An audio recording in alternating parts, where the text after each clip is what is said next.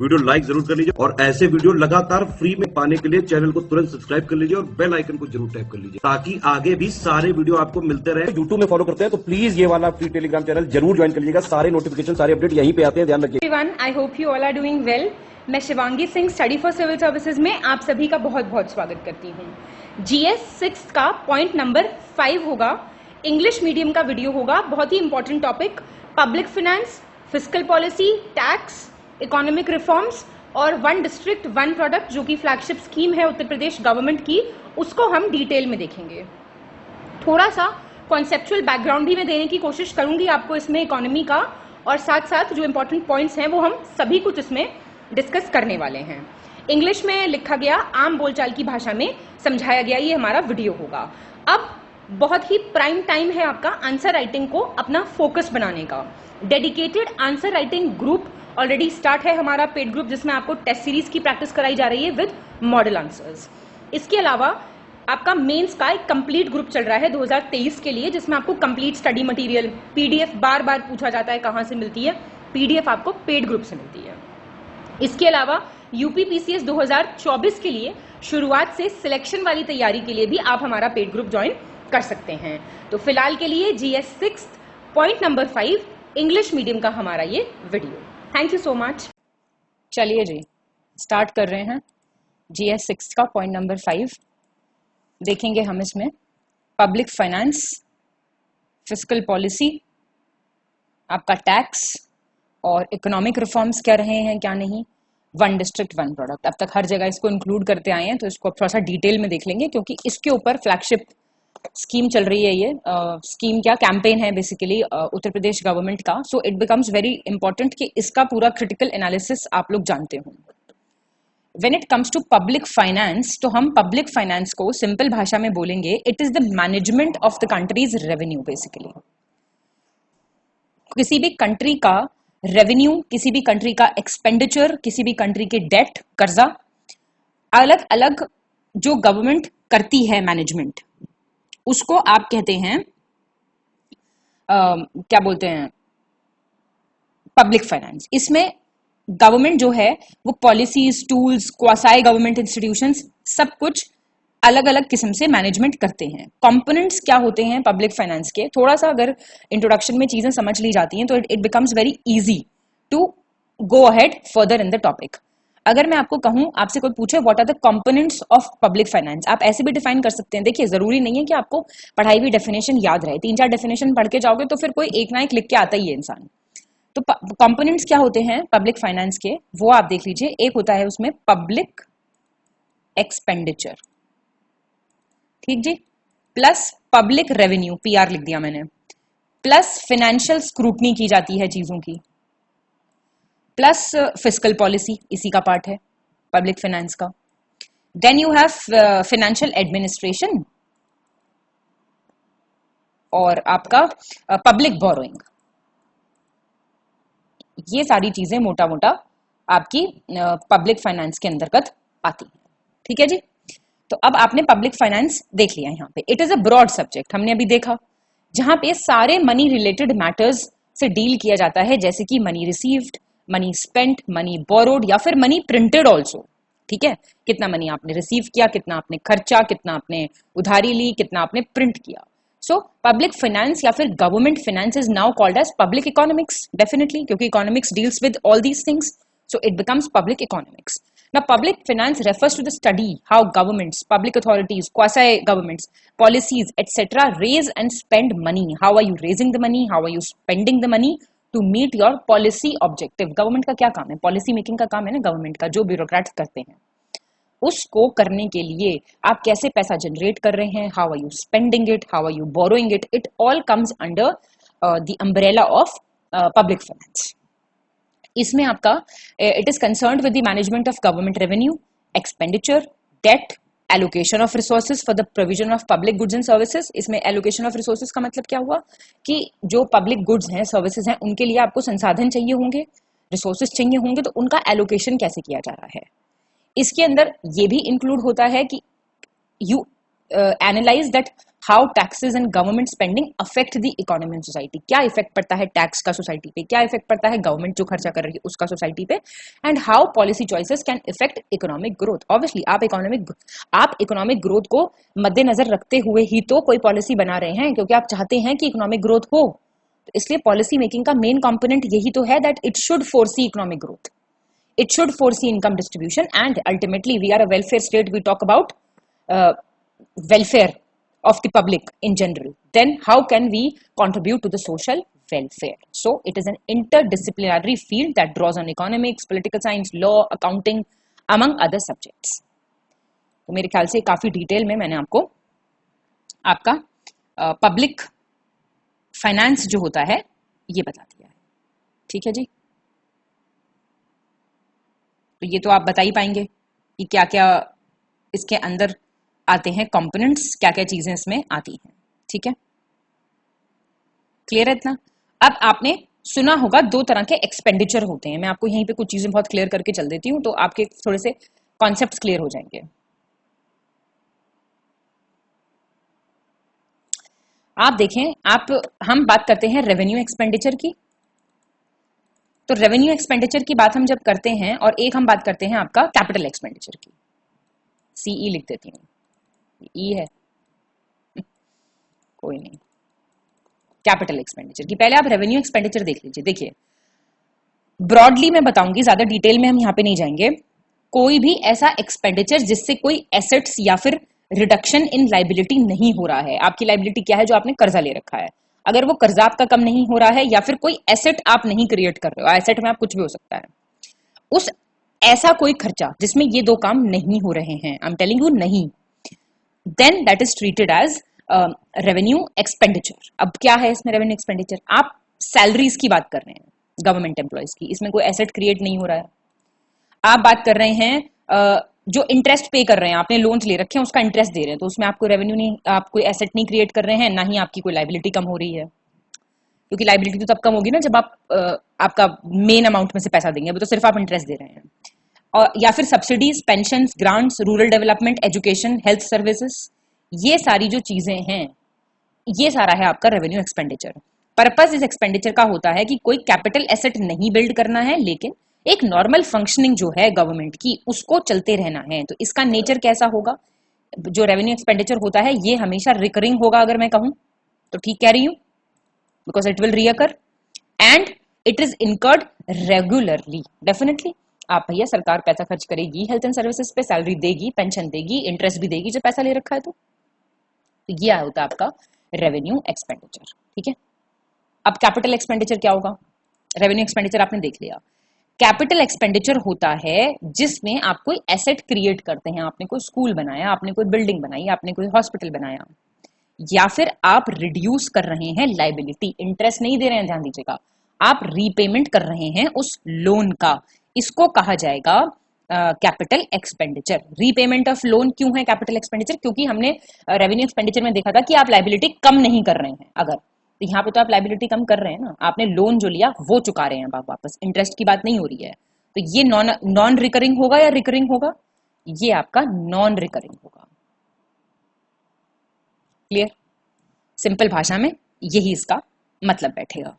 ठीक है, बस।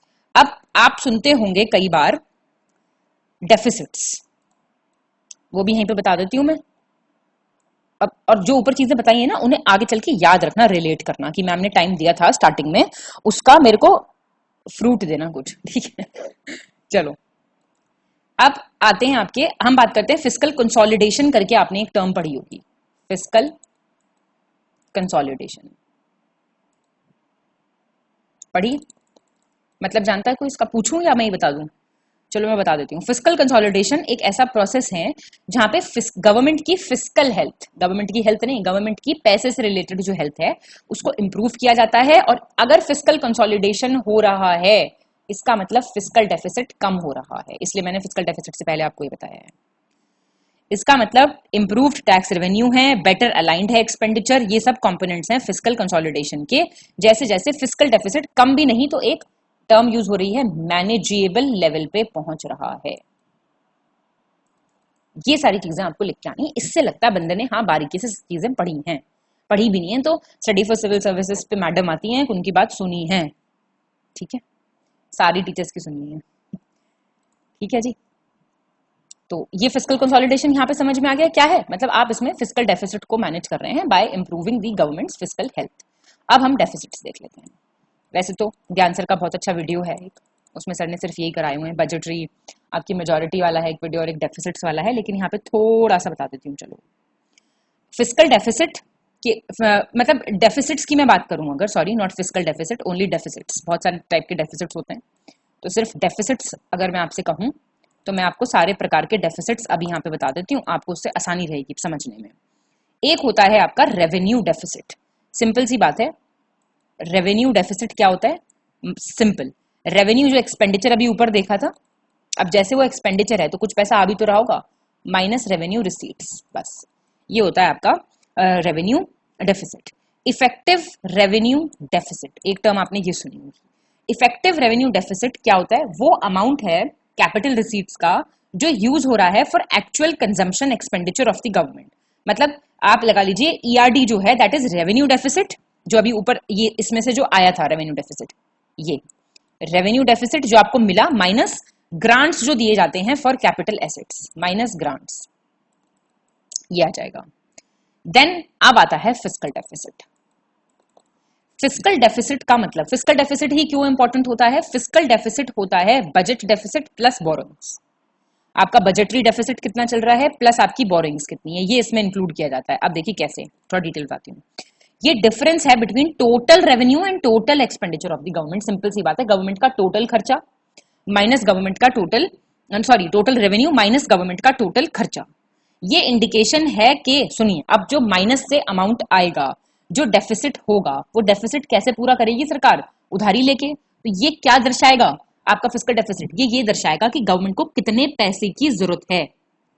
टोटल रेवेन्यू कैलकुलेट करते वक्त बोरोइंग्स जो हैं वो इंक्लूड नहीं की जाएंगी, ठीक है। तो बजट डेफिसिट प्लस बोरोइंग्स जो हो जाएंगी वो आपकी फिस्कल डेफिसिट हो जाएंगी। क्लियर,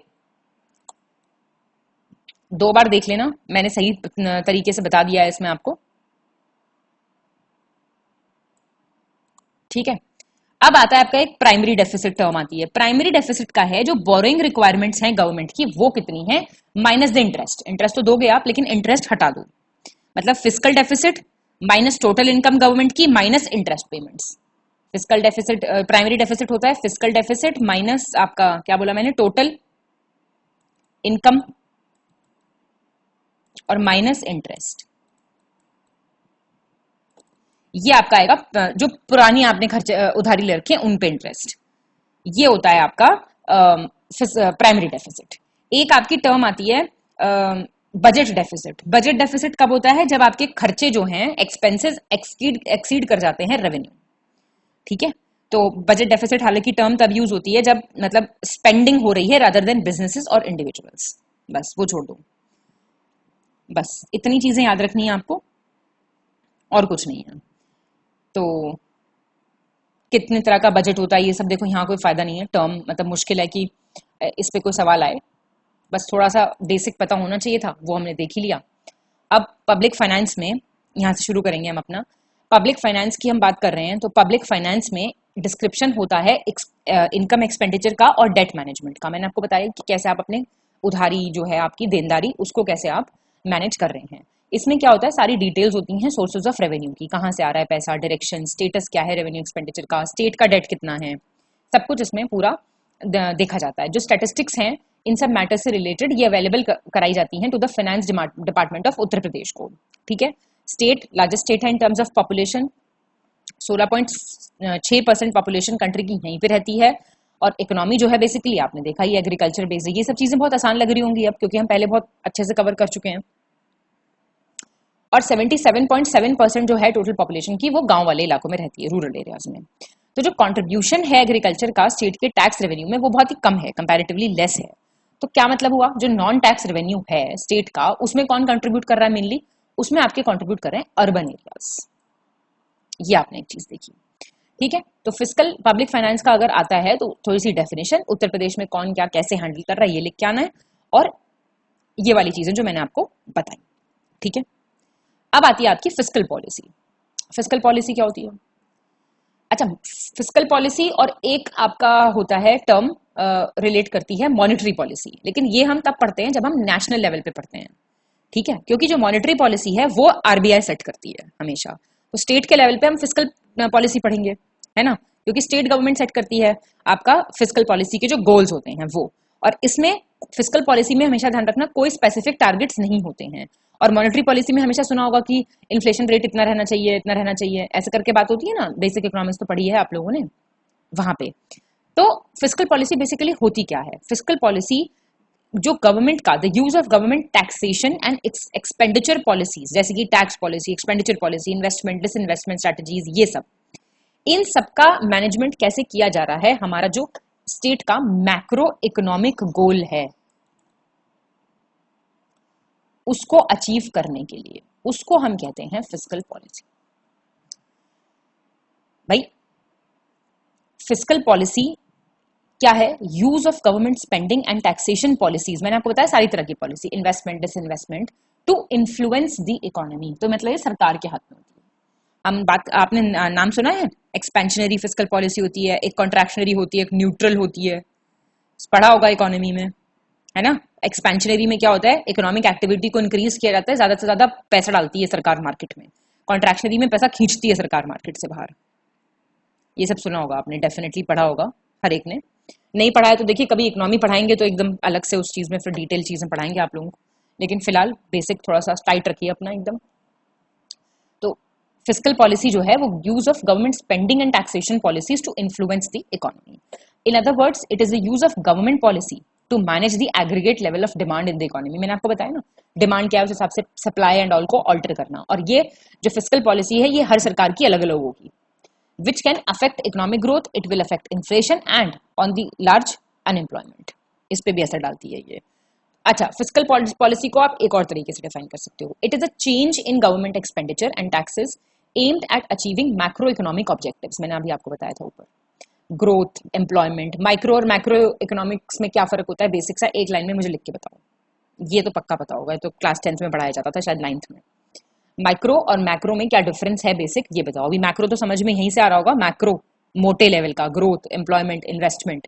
तो हम क्या कह रहे हैं, आप गवर्नमेंट के टैक्सेस को, गवर्नमेंट के एक्सपेंडिचर को कैसे यूज कर रहे हैं, व्हाट मतलब फिस्कल पॉलिसी है ये, that it refers to the use of taxes and government expenditure. ये आपको जरूर से लिख के आना है, ठीक है। और दो मेन कंपोनेंट्स होते हैं फिस्कल पॉलिसी के, वो होते हैं गवर्नमेंट स्पेंडिंग एंड टैक्सेशन। देखिए, when the government spends money on goods and services, it injects money into the economy. मैंने आपको बताया, जब गवर्नमेंट गुड्स एंड सर्विसेज पे स्पेंड कर रही है तो पैसा डाल रही है मार्केट में, इसका मतलब डिमांड इंक्रीज होगी गुड्स एंड सर्विसेज की, and it will potentially fuel the economic growth. Economic activity क्या होता है? इकोनॉमिक एक्टिविटी कहते किसे? इकोनॉमिक एक्टिविटी को ऐसी एक्टिविटी होती है, कोई परफॉर्मेंस होती है, क्या होती है? आप सामान खरीद रहे हो, डिमांड बढ़ रही है, ये इकोनॉमिक एक्टिविटी हो रही है। ऑन दी अदर हैंड, जब गवर्नमेंट टैक्सेस रेज कर देगी, so it reduces the amount of disposable income of individuals and businesses. Definitely tax में देंगे पैसा, वो बाहर खर्च करेंगे। इससे क्या होता है? इससे स्पेंडिंग कम हो जाती है और इकोनॉमिक ग्रोथ कम हो जाती है अल्टीमेटली। समझ आ रहा है? देखिए, मैं पूरी कोशिश कर रही हूँ बताने की आपको, अच्छे से आ ही रहा होगा वैसे समझ में। फिस्कल पॉलिसी जो है, अभी मैंने आपको ऊपर बता दिया, ये एक्सपेंशनरी हो सकती है, जहां पे गवर्नमेंट जो है वो इंक्रीज कर देगी स्पेंडिंग को। जब गवर्नमेंट इंक्रीज करेगी स्पेंडिंग को तो टैक्स कट करेगी या बढ़ाएगी? कट करेगी, जिससे कि इकोनॉमिक ग्रोथ स्टिमुलेट होगी, इकोनॉमिक एक्टिविटी स्टिमुलेट होगी। कॉन्ट्रैक्शनरी पॉलिसी में गवर्नमेंट क्या करेगी, ओवर हीटेड इकोनॉमी है, बहुत ज्यादा एक्टिविटी चल रही, चलो इसको थोड़ा सा ठंडा कर दें, तो उसके लिए वो डिक्रीज कर देगी स्पेंडिंग, इंक्रीज कर देगी टैक्सेस, तो उससे इन्फ्लेशन भी कॉम्बैट होगा। सो fiscal policy aims to achieve the macroeconomic objectives such as steady economic growth, full employment and price stability. Language का ध्यान रखिए प्लीज, क्योंकि लैंग्वेज आपको यही लिख के आनी है, पढ़ा लिखा लगना है at the end of the day, paper clear करना है खैर at the end of the day तो, पर ये वाली चीज आपको ध्यान रखनी है। अब मैंने आपको इतनी सारी चीजें बता दी है ना, अभी जो जो आगे आएगा आपको बहुत आसान लगेगा कि अच्छा मैम ने तो ये बता दिया हमें पहले से ही, तो कोई दिक्कत नहीं होगी आपको फिर पढ़ने में उससे। ठीक है जी, चलो बहुत बढ़िया। अब आप देखेंगे रेवेन्यू सोर्सेस। कोई भी गवर्नमेंट है तो उसका रेवेन्यू, हम हर जगह बात कर रहे हैं टूरिज्म बढ़ाएंगे तो रेवेन्यू बढ़ेगा, हम नवाचार लाएंगे, इनोवेशन लाएंगे तो रेवेन्यू बढ़ेगा, हम एक्सट्रीमिज्म को कम करेंगे तो रेवेन्यू बढ़ेगा, आतंकवाद को टैकल करेंगे तो रेवेन्यू बढ़ेगा। हम हर चीज में रेवेन्यू का गाना गा रहे हैं अब तक। रेवेन्यू के सोर्सेस क्या क्या होते हैं ये देखना आपके लिए बहुत जरूरी है। स्टेट गवर्नमेंट हमारी उत्तर प्रदेश की जो मेन सोर्सेज हैं, प्राइमरी सोर्सेज के सरकार के पास पैसा कहाँ से आएगा, वो आता है टैक्सेस से। टैक्स सिस्टम आपको पता है पूरा। Grants and aid from the central government, आपने डेवोल्यूशन बताया था मैंने आपको, फाइनेंस कमीशन रेकमेंड करता है कितना कैसे मिलना है। कई लेक्चर में मैंने आपको बीच बीच में पुराने फाइनेंस कमीशन का, अब का, जम्मू कश्मीर बनने के बाद, जम्मू कश्मीर बनने से पहले चीजें बता रखी है मैंने। ये है कोई यस तक तो लिखेगा नहीं कमेंट में, मुझे पता है। तो आपको ग्रांट एंड एड मिलती है। और कुछ नॉन टैक्स रेवेन्यू सोर्सेज भी होते हैं जैसे कि ड्यूटीज, फाइन्स, पेनल्टीज, ये भी तो लगती हैं, तो इनसे भी पैसा आता है, जाहिर सी बात है। चलान वलान नहीं कटते जो दुनिया भर के, उनसे भी पैसा आता है। तो स्टेट गवर्नमेंट कलेक्ट करती है टैक्सेस जैसा such as sales tax, excise duty, stamp duty and registration fee. इसके अलावा स्टेट को ग्रांट्स भी मिलते हैं सेंट्रल गवर्नमेंट से, हमने देखा है अलग अलग डेवलपमेंटल प्रोजेक्ट्स और स्कीम्स के तहत। कहीं में आपने देखा है 60% सरकार देगी, सेंट्रल गवर्नमेंट देगी, 40% स्टेट गवर्नमेंट को देना है। ये वाली स्कीम्स वगैरह पड़ी है ना जिसमें शेयरिंग होती है, तो वहां से भी पैसा आता है। अब रेवेन्यू रिसीट्स क्या होती हैं? रेवेन्यू रिसीट्स होती हैं, they refer to the revenue receipts by the government, जैसे टैक्सेस, ड्यूटीज, फाइन्स, चार्जेस, या फिर कोई और इनकम जनरेट होती है फ्रॉम इट्स रेगुलर ऑपरेशन। भाई सरकार जो चल रही है उसमें टैक्स भी होंगे, उसमें फाइन्स भी होंगे, उसमें चार्जेस भी होंगे, ये सब भी होगा। और रेवेन्यू एक्सपेंडिचर क्या होता है, ये तो रट गया होगा अब तक। रेवेन्यू एक्सपेंडिचर और कैपिटल एक्सपेंडिचर तो मेन ही है। तो रेवेन्यू एक्सपेंडिचर होता है स्टेट गवर्नमेंट भाई स्पेंड भी तो कर रही है, तो एजुकेशन के इतने प्रोग्राम चला रही है, हेल्थ केयर पे इतना कुछ देखा आपने, इंफ्रास्ट्रक्चर पे इतना कुछ देखा आपने, सोशल वेलफेयर इतने सारे प्रोग्राम्स देखा आपने। तो स्टेट गवर्नमेंट सब्सिडीज भी दे रही है इंडस्ट्रीज को और या फिर किसी और सेक्टर को।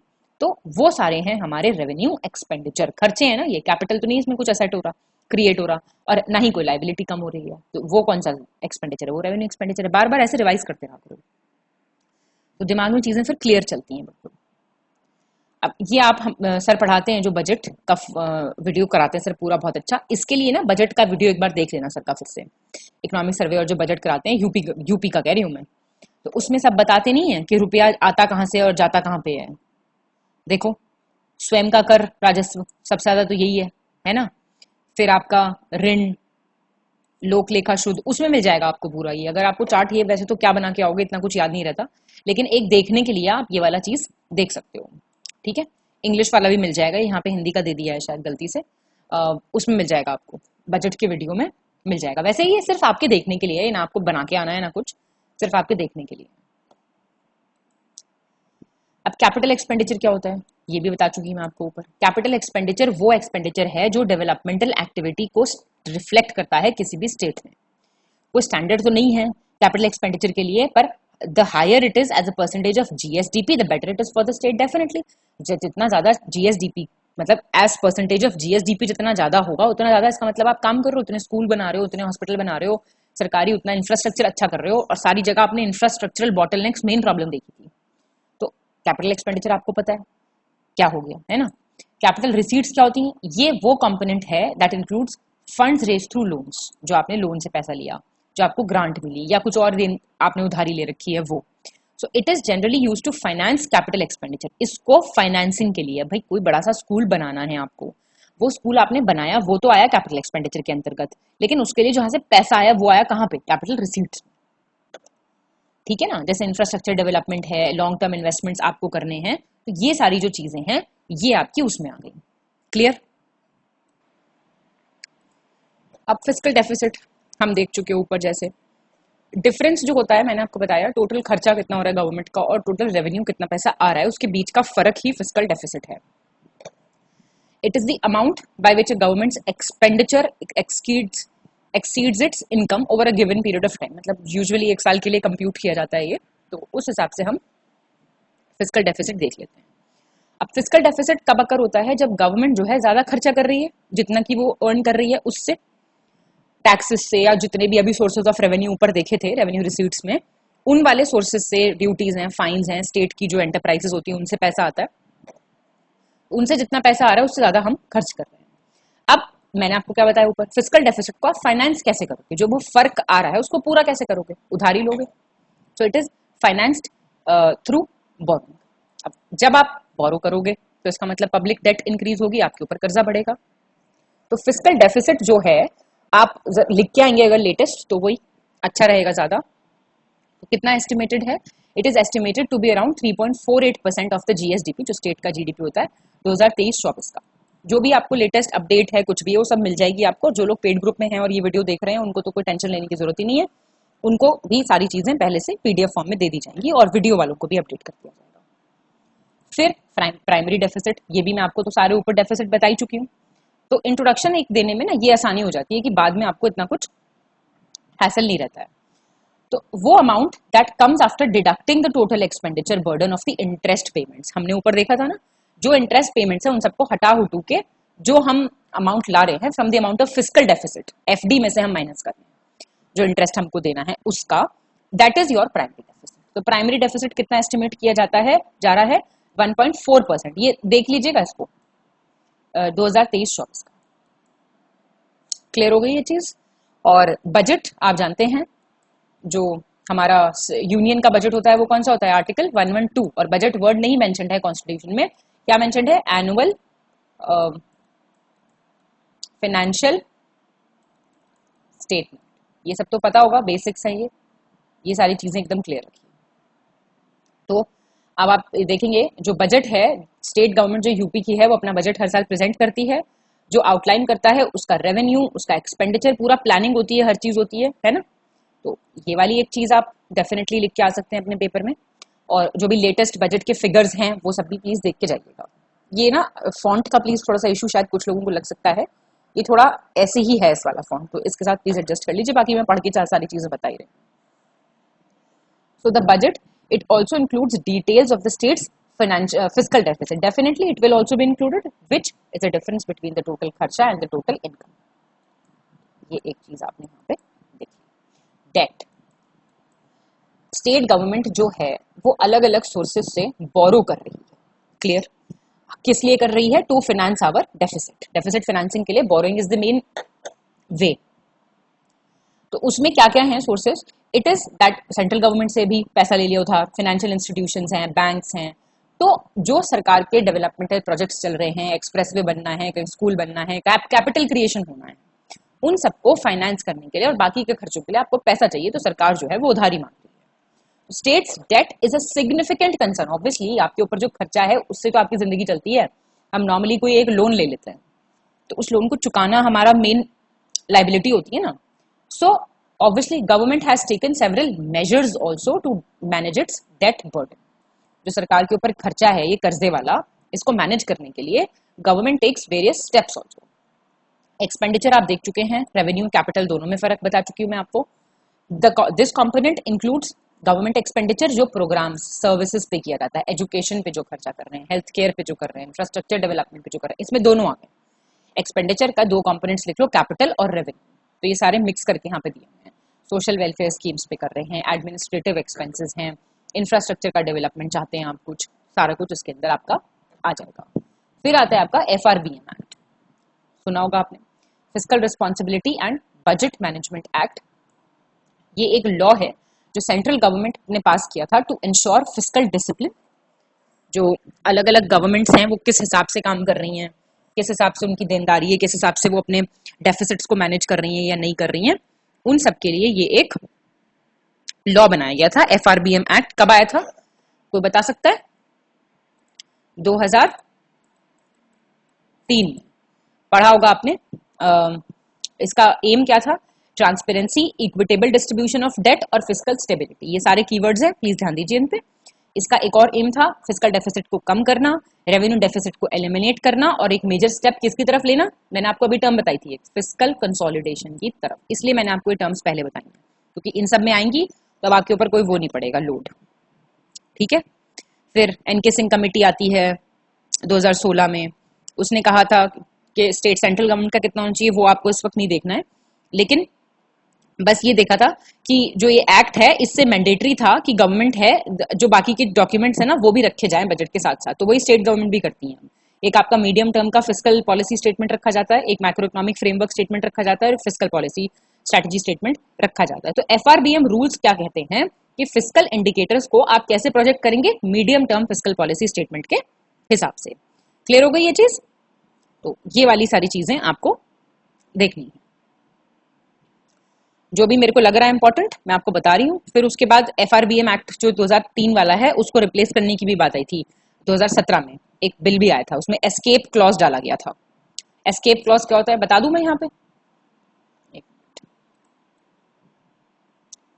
ये सारे टर्म्स आपको बड़ा फायदा देंगे जब आप न्यूज़पेपर पढ़ते हैं जनरल, तब भी। एस्केप क्लॉज क्या आया था? ऐसी कोई सिचुएशन जहां पे सेंट्रल गवर्नमेंट अपने टारगेट से हट सकती है। नाम से पता चल रहा है, कोविड आ गया था, जैसे कोविड वाली सिचुएशन है। तो एस्केप क्लॉज क्या होता है? A situation in which the government can deviate from the fiscal target, और उसमें कुछ परसेंटेज रखा जाता है, वो 0.5 रखा गया था जीडीपी का नेशनल। और इस एस्केप क्लॉज को यूज किया गया था कोविड-19 के वक्त भी, और इसमें लिखा गया था कि आप अपने एनुअल फिस्कल टारगेट्स को एक्सीड भी कर सकते हो। कुछ अलग सिचुएशन है, कोई नेशनल सिक्योरिटी का मुद्दा है, झगड़े झुगड़े हैं, वॉर है, नेशनल कैलामिटी है, एग्रीकल्चर कोलैप्स कर गया, स्ट्रक्चरल रिफॉर्म्स हैं, इन सब में तो ये सब लिख सकते हो आप। ठीक है, तो ये सारी चीजें मैंने आपको यहाँ पे बता दी हैं। पब्लिक फाइनेंस, जैसा कि आपने देखा in Uttar Pradesh, it includes the management of revenue sources, expenditure plan करना, बजटिंग करना, डेट मैनेजमेंट करना, and the state government of Uttar Pradesh is responsible for ensuring effective utilisation of public funds. यही तो एम है ना, एजेंडा क्या है? सरकार पॉलिसी बनाएगी और हम जो पब्लिक फंड्स हैं सरकारी, उनका इफेक्टिव यूटिलाइजेशन करना, जिससे कि इकोनॉमिक ग्रोथ हो, और economic growth will ultimately trigger the development in the state. Clear? इतनी चीजें आप लिख के आराम से आ सकते हैं, बढ़िया आंसर आपका बन जाएगा, कोई दिक्कत। अब कुछ चैलेंजेस हैं डेफिनेटली। अच्छा, इतना आसान है, 2 मिनट में बता दिया हमने, तो 10 मिनट में पढ़ लिया ये सब। इतना आसान है ये सब, तो फिर क्यों डेफिसिट में रहती है सरकार? क्या चैलेंजेस हैं जो कि पोज्ड हैं to the public finance and to the fiscal policy of Uttar Pradesh, वो अभी देख लेते हैं। पहली चीज तो फिस्कल डेफिसिट इतना हाई रहता है कि समझ नहीं आता सरकार को क्या करना है ना। प्रदेश जो है हमारा, it is grappling with a high fiscal deficit. कितना है फिलहाल, कोई कमेंट करके बताए जरा मुझे। So this is a major concern for the state government, and this is mainly on account of rising revenue expenditure definitely and lower revenue receipts. The revenue expenditure is rising and the receipts are lower, so deficit create होगा ही होगा. Then we have public debt. ये एक और factor है। उत्तर प्रदेश has a high level of public debt. वो आपने कर्जा बहुत ले रखा है और जो बढ़ती जा रही है over the period of time, क्योंकि पुराना नहीं क्लियर होता तो अगले के लिए और कर्जा ले लेते हैं। The state government needs to manage its debt judicially to avoid any adverse impact on its financial health. एक तरफ आप बात कर रहे हैं फिस्कल कंसोलिडेशन की, दूसरी तरफ ये सारी प्रॉब्लम्स आ रही हैं।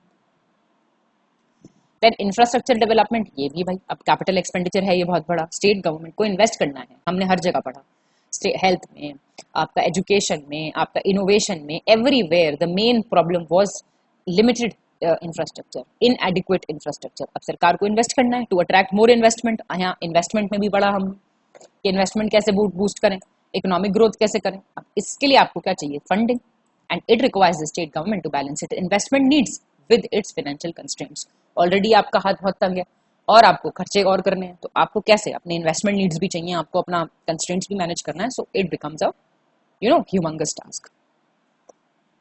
देन टैक्स रिफॉर्म्स, सरकार को इंप्लीमेंट करने चाहिए tax reforms to increase its tax revenue and reduce its dependence on central government के ट्रांसफर्स।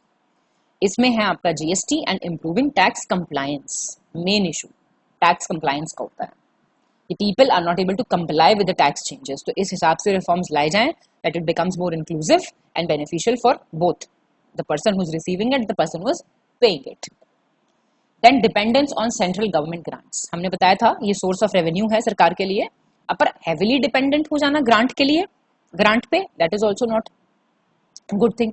अब क्या होता है फिर, उससे प्रॉब्लम क्या आती है? आप तो डिपेंडेंट हो on grants and funds from the central government अपनी डेवलपमेंटल एक्टिविटीज के लिए। इससे क्या होता है, the state becomes vulnerable to the changes in central policies and it can create uncertainty in states financial planning. अब भाई सरकार अपने हिसाब से प्लान करके चल रही है, सेंट्रल गवर्नमेंट में पॉलिसी चेंज कुछ भी होगा तो उसका असर जो ग्रांट मिल रहा है, अनुदान जो मिल रहा है सरकार को, उस पर पड़ेगा।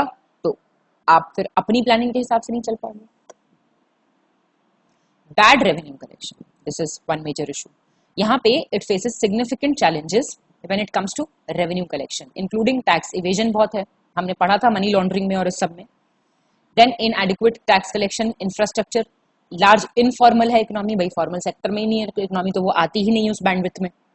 So that makes it difficult for the state government to increase its revenue and meet its developmental objectives. ये आप लोग क्या कितने सारे प्रोग्राम पॉइंट्स दिए. Subsidies and welfare programs. We are a welfare state. We want to run welfare schemes also. So we provide subsidies. We provide welfare programs, which are essential for social well-being, but they can put a strain on states' finances. The state government needs to strike a balance between providing necessary welfare measures and maintaining fiscal stability. Definitely, आप एक तरफ बात कर रहे हैं free में कुछ देने की या फिर subsidized rates पे कुछ देने की, दूसरी तरफ you want to be fiscal stable also. तो उन दोनों के बीच में आपको एक बैलेंस मेंटेन करना पड़ेगा, तभी वो चीजें आप एक साथ कर पाएंगे. Then comes your revenue deficit. पढ़ा था आपने ऊपर. We here in our state are facing a revenue deficit, which means the state government's revenue is not enough. इतना revenue नहीं आ रहा कि हमारे खर्चे चल पाए, इतना पैसा नहीं है सरकार के पास. So the state's revenue deficit is mainly due to low tax collection and high expenditure on subsidies, salary, pension. सरकार के भी तो इतने खर्चे हैं, और ये वाले सारे खर्चे कौन से थे? रेवेन्यू एक्सपेंडिचर था ही, और कौन से थे? रिकरिंग थे. They are recurring in nature, तो उन्हें आप तो रोक ही नहीं सकते किसी भी हालत में. फिर आता है आपका रिड्यूस्ड टैक्स कलेक्शन. ये हम देख ही चुके हैं. उत्तर प्रदेश में one of the lowest tax collection rates है कंट्री में. ये किस लिए है? Due to a large informal sector. ज्यादातर डिपेंडेंट एग्रीकल्चर पे है इकोनॉमी, या फिर इनफॉर्मल सेक्टर में है.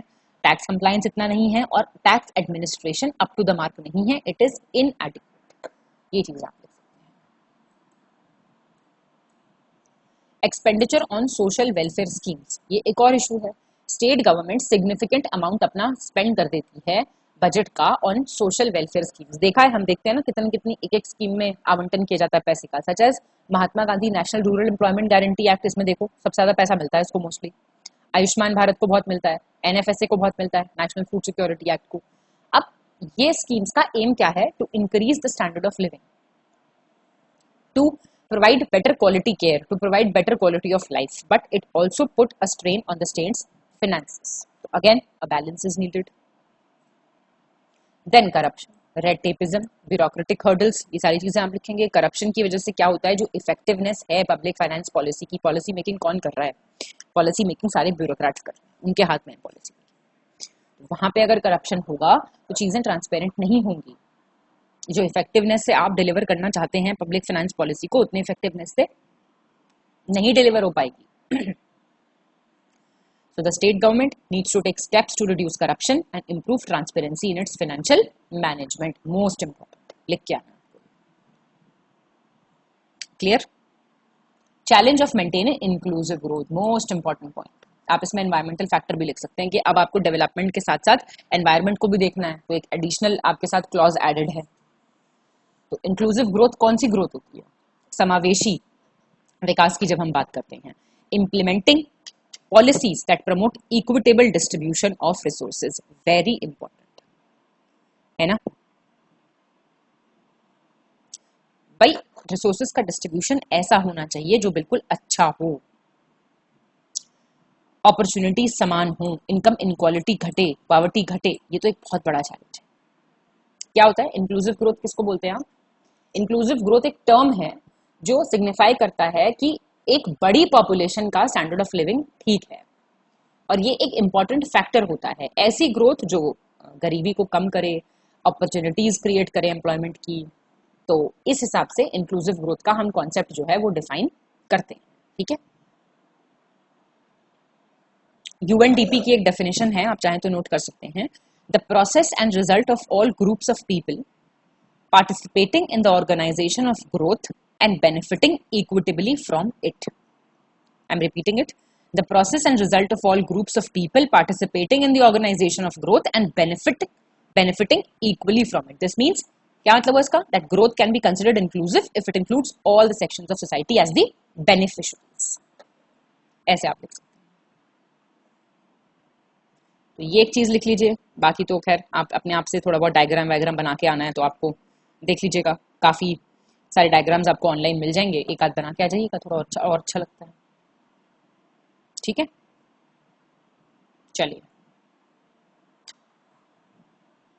नाउ आप लिख सकते हैं एंड में, Uttar Pradesh is facing challenges in managing its public finances effectively. The state government needs to adopt a more proactive approach to address these issues and promote sustainable economic development. Main keyword है ये क्या? Sustainable economic development, ऐसा development जो future generation के लिए भी सही हो। ये चीज आपको खासकर ठीक से लिखनी है। ये ऐसी अप्रोच होती है इकोनॉमिक प्लानिंग में जो फोस्टर करती है इकोनॉमिक ग्रोथ को, while it preserves the quality of the environment for future generations. ठीक है, ये आप लिख के आ सकते हैं। और ये एकदम क्लास 10th वाला कॉन्सेप्ट है। सस्टेनेबल इकोनॉमिक डेवलपमेंट की बात क्लास 10th में आई थी। इसमें आप एसडीजी गोल्स भी लिख सकते हैं, बाकी चीजें भी लिख सकते हैं। ठीक है, चलिए अब गवर्नमेंट ने क्या स्टेप्स लिए हैं to address these issues related to public finance and fiscal policy in the state. कौन कौन से एफर्ट्स हैं आप जानते हैं। Fiscal responsibility and budget management act, ये आया था 2003 का है, इम्प्लीमेंट हुआ यूपी में 2004 में। ये इंश्योर करता है financial discipline and transparency in budget management. Objective क्या है अभी मैंने आपको ऊपर पूरा बता दिया, is to reduce revenue deficit, to reduce fiscal deficit, to control the expenditure and improve the quality of public expenditure. तो इसको तो आप आराम से लिख के आ सकते हैं, कोई दिक्कत नहीं। टैक्स रिफॉर्म्स की बात करेंगे तो government of Uttar Pradesh has also implemented several tax reforms to increase revenue collection and improve tax compliance. Yeah. These includes simplification of tax procedures, digitization of tax administration and expansion of the tax base. सबसे important point. Then you have public private partnership. Government ने encourage किया है PPPs in various sectors. हमने जितने भी पुराने lectures देखे GS5 में देखे, उसमें भी हमने हर जगह बात की collaborative effort की, which is responsive and relevant. उसमें public private partnership हर जगह top पे था। यहाँ पे भी आएगा ये चीज, जिससे कि infrastructure, health care, education, innovation, investment, हर जगह पब्लिक प्राइवेट पार्टनरशिप की बात की गई, जिससे कि प्राइवेट इन्वेस्टमेंट को आप अट्रैक्ट कर पाए और जो हमारे डिलीवरी आउटकम्स थे वो आप इंप्रूव कर पाए। सब्सिडी रिफॉर्म्स, गवर्नमेंट ने बहुत सारे सब्सिडी रिफॉर्म्स इंट्रोड्यूस किए to rationalise and target subsidies to eligible beneficiaries. Government has implemented DBT schemes, जो डायरेक्ट बेनिफिट ट्रांसफर स्कीम होती है, आपके अकाउंट में जाता है पैसा या जो भी, in various sectors including LPG, food and fertilisers. कोई नाम बताइए स्कीम का एग्जांपल, डीबीटी स्कीम का एग्जांपल बताइए मुझे, देखती हूँ मैं आपको कितना समझ आ रही चीजें। To reduce leakages and improve the efficiency of subsidy delivery. LPG में नहीं था, आपके डायरेक्ट खाते में आते थे पैसे। डेट मैनेजमेंट, जो गवर्नमेंट है वो डेट मैनेजमेंट पॉलिसी इंप्लीमेंट कर रही है, ये इंश्योर करने के लिए कि स्टेट का जो डेट है it remain sustainable and manageable. The government is taking measures to reduce its debt burden, such as reducing interest payments, optimizing the debt portfolio, and exploring alternative sources of funding. इसमें वो नई चीजें ना, quantum computing, blockchain technology, ये सब भी आ सकता है। इसका मतलब अच्छा खासा एफर्ट किया जा रहा है to address these issues to public finance policy in the state. However और रिफॉर्म्स चाहिए आपको, जिससे कि क्वालिटी ऑफ पब्लिक एक्सपेंडिचर जो है वो इंक्रीज हो और एक सस्टेनेबल फिस्कल मैनेजमेंट हो। सस्टेनेबल वर्ड लगा दिया करो हर चीज से पहले, तो हम पढ़े लिखे लगते हैं। ठीक है, सस्टेनेबल वर्ड लगाना बड़ा इंपॉर्टेंट है। ठीक है जी, तो मेरे हिसाब से तो मैंने काफी बता दिया है ना, कोई दिक्कत इस ज्यादा तो नहीं होनी चाहिए पब्लिक फाइनेंस और फिस्कल पॉलिसी में। इससे बाहर तो मुश्किल ही आएगा। अब टैक्सेस कितने तरह के होते हैं, किस तरह की नहीं, ये सब तो इतना ज्यादा इंपॉर्टेंट मेरे हिसाब से नहीं है, पर कैसे आप मैनेज करेंगे, कैसे क्या चीजें करेंगे, वो आप जरूर लिख के आइए। ठीक है, और एक फ्यूचरिस्टिक कंक्लूजन बड़ा इंपॉर्टेंट है इसका। ठीक है जी, चलिए आगे बढ़ेंगे अब। तो अब हम उत्तर प्रदेश में टैक्स और इकोनॉमिक रिफॉर्म्स देख लेंगे। देखिए, सबसे पहले तो टैक्स रिफॉर्म में अगर पैन इंडिया लेवल पे बात की जाए तो 1991 से ये रोड मैप स्टार्ट हुआ था कि डायरेक्ट और इनडायरेक्ट टैक्सेस में थोड़े से रिफॉर्म्स आने चाहिए। किस लिए होता है कोई भी टैक्स रिफॉर्म? इसलिए होता है जिससे कि बेस्ट अप्रोच हो ब्रॉडनिंग द बेस की। आपने सुना होगा बेस ब्रॉडन करना, टैक्स बेस इंक्रीज करना, lowering the marginal tax rates, reducing rate differentiation and simplifying the tax structure. आप ये सब लिख सकते हैं। किसी भी स्टेट में, किसी भी सेंट्रल गवर्नमेंट में कोई टैक्स रिफॉर्म आता है तो वो किस लिए आता है? अब टैक्स रिफॉर्म मतलब क्या है, what is the meaning of tax reform? Tax reform एक इंपॉर्टेंट एक्सरसाइज है अगर हम इकोनॉमिक और सोशल डेवलपमेंट चाहते हैं किसी भी कंट्री का या फिर किसी भी स्टेट का। ये वो रिसोर्सेज प्रोवाइड करता है, it provides the necessary resources to use goods and services to the people. Definitely अब अलग अलग तरह से टैक्स रिफॉर्म्स आते हैं, कमिटीज बनती हैं और सारी चीजें होती हैं। अब अगर आप बात कर रहे हैं कि टैक्स रिफॉर्म्स में क्या मतलब प्रोसेस क्या है, it refers to the process of making changes जिससे कि फेयरनेस इंप्रूव हो, एफिशिएंट हो tax system and effectiveness of the current tax system. Tax reforms में बहुत सारे आपके एक्शंस आ सकते हैं, जैसे कि चेंजिंग टैक्स रेट्स, एक्सपैंडिंग और limiting tax deductions and exemptions, simplifying tax codes, reorganising the way taxes are collected and distributed. ये भी एक तरह से रिफॉर्म हो सकता है। देखिए सबसे बड़ा रिफॉर्म क्या है, GST, goods and services tax जो आया वो क्या था, वो टैक्स रिफॉर्म था एक बहुत बड़े स्तर का। Tax reform is often aimed at stimulating economic growth. मैंने आपको बताया ये इकोनॉमिक और सोशल डेवलपमेंट से डायरेक्टली लिंक्ड है। रिड्यूसिंग टैक्स इवेजन, टैक्स की चोरी ना हो, बिल्कुल भी अवॉइडेंस ना हो, and promoting social welfare and ensuring that the tax system is fair and transparent. Tax reforms may also involve addressing issues such as complexity of the tax code, need to fund government programs, and the impact of taxes on different groups of taxpayers. अलग अलग आपको पता है slabs बनी होती हैं, अलग अलग ग्रुप होते हैं टैक्स पेयर्स के, डेफिनेटली उनकी इनकम के हिसाब से, तो उस हिसाब से हर ग्रुप को जो है इम्पैक्ट जो है वो सही पड़े, उस हिसाब से टैक्स रिफॉर्म्स लिए जाते हैं। अच्छा, अब आप मुझे बताइए टैक्स रिफॉर्म की जरूरत क्या है, किसी स्टेट को टैक्स रिफॉर्म्स क्यों लेने चाहिए? थोड़े से पॉइंट्स मैं आपको ये वाले बता देती हूँ, फिर आप देख लीजिएगा। सबसे पहली चीज तो रेट्रोस्पेक्टिव टैक्सेशन हुआ करता था पूरे हिंदुस्तान में, तो वो एक चीज थी जो फॉरेन कैपिटल का इनफ्लो हो सकता है किसी भी स्टेट में या किसी भी सेंट्रल गवर्नमेंट में, वो रुक जाता था। पॉलिसी एनवायरनमेंट काफी अनस्टेबल रहते थे जिसकी वजह से टैरिफ्स, टैक्सेस वगैरह को रिजॉल्व किया जाता था बिजनेस बूस्ट करने के लिए। अच्छा, कॉम्प्लेक्स था टैक्सेशन लॉ बहुत ज्यादा, टैक्स इवेजन, करप्शन बहुत रैम्पेंट रहता है, टैक्स एडमिनिस्ट्रेशन भी वीक रहता है और थोड़े से स्ट्रक्चरल इश्यूज भी रहते हैं, जैसे कि आप जानते हैं फाइनेंशियल लिटरेसी हर एक में इतनी ज्यादा नहीं होती, लो फाइनेंशियल लिटरेसी, या फिर एक लार्ज चंक जो है पॉपुलेशन का वो इनफॉर्मल इकोनॉमी में लगा हुआ है, या फिर बहुत सारे कैश बेस्ड ट्रांजैक्शंस हो रहे हैं। तो इन सब इश्यूज से डील करने के लिए स्टेट गवर्नमेंट क्या मेजर्स लगा रही है या क्या मेजर्स इंट्रोड्यूस किए हैं, जिससे क्या होता है जब आप टैक्स रिफॉर्म्स लेके आएंगे तो ईज ऑफ डूइंग बिजनेस भी जो होता है ना वो इंप्रूव होता है। ठीक है, तो सबसे पहले क्या आया, गुड्स एंड सर्विसेज टैक्स का इंप्लीमेंटेशन, जीएसटी का इंप्लीमेंटेशन। उत्तर प्रदेश ने बाकी की इंडियन स्टेट्स की तरह से 2017 में इंप्लीमेंट कर दिया था जीएसटी को, जिसने सारे, आप जानते हैं जीएसटी का पूरा सिस्टम पढ़ा होगा आपने, इनडायरेक्ट टैक्सेस का जो पूरा सिस्टम था उसको रिप्लेस करके एक सिंगल कॉम्प्रिहेंसिव टैक्स सिस्टम आ गया था। ये एक्साइज, वैट, सर्विस टैक्स सब चले गए थे। तो जीएसटी एक कॉम्प्रिहेंसिव टैक्स सिस्टम है जो लिवाई होता है on value addition at each stage of production और distribution of goods and services. इससे क्या होता है, जो कास्केडिंग इफेक्ट होता है ना टैक्सेस का, वो हट जाता है, टैक्स प्रोसीजर्स काफी स्ट्रीमलाइन हो जाते हैं और जो इवेजन है, मतलब जो टैक्स की चोरी है, उससे आप बच सकते हैं, सरकार बच सकती है आपने। ठीक है, rationalisation of tax rates, Uttar Pradesh government ने टैक्स रेट्स को थोड़ा रैशनलाइज किया जिससे इन्वेस्टमेंट ज्यादा हो, it should promote economic growth, ज्यादा से ज्यादा इकोनॉमिक ग्रोथ हो, and the state has reduced tax rates on various items जैसे कि सीमेंट, आयरन, स्टील, मतलब जो कंस्ट्रक्शन मटेरियल वाले हैं ना सारे के सारे, जिससे कि हमारा कैपिटल जो है ज्यादा जनरेट हो, कैपिटल एसेट्स ज्यादा बने और कंस्ट्रक्शन सेक्टर पे सरकार ज्यादा फोकस कर पाए। तो यहाँ पे थोड़ा सा रैशनलाइजेशन लेके आए ये लोग टैक्स में। फिर आपका ई फाइलिंग, जो टैक्स रिटर्न फाइल करते हैं आप, उनका इलेक्ट्रॉनिक फाइलिंग मतलब ऑनलाइन फाइलिंग स्टार्ट कर दी, जिससे कि टैक्स प्रोसीजर्स जो है वो सिंप्लीफाई हो सकें और बर्डन जो है टैक्स पेयर्स पे वो थोड़ा कम हो सके। So the e-filing system allows taxpayers to file their tax returns online, thereby saving time and effort. ये चीज आप देख सकते हैं। टैक्स वेवर स्कीम्स, गवर्नमेंट ने टैक्स वेवर स्कीम्स लॉन्च की, जिससे क्या है ना, टैक्स पेयर्स जो है ना वो मतलब they should, tax payer should be encourage to disclose their undisclose income. मतलब ऐसा नहीं है कि हम आपको कुछ कहेंगे आप अपनी इनकम डिस्क्लोज कीजिए, we'll waive off your tax. इन स्कीम से क्या होता है, they offer lower penalty and interest rates to tax payers who voluntarily, जो खुद कहते हैं कि हम अपनी अनरिपोर्टेड इनकम डिस्क्लोज करेंगे और हम अपने टैक्सेस भी देंगे, तो उनको टैक्स पर रिबेट दी जाती है। सरकार का एक तरीका है मतलब ललचाने का लोगों को। Simplification of tax laws, tax laws ऐसे बनाए जाएं जो बहुत ट्रांसपेरेंट हो, जो अंडरस्टैंडेबल हो।